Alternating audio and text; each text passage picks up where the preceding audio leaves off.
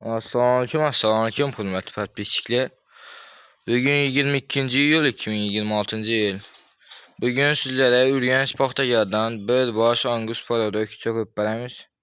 Angus Paroda öküzçə sorağan ağalarımız üçün bir baş. Yine öküzçənin yeniləri.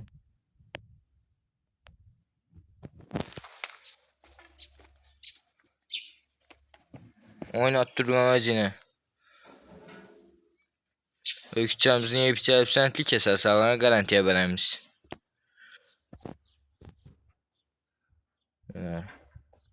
Çisti orijinal vəcinə. Kim şimdi parodalı Angus Paroda öküzçə alamanda bir ağalarımız olsa videonu tasak qayasla. Öcəkimizin boyu 1.5, 1.10 çıxarır. Sifətli vəc. Öküzçəmizin baxarsan gələr olmasa 17-18 milyon gərəkmidir. 15-50 milyon xarəcin boyab dastavkası mut.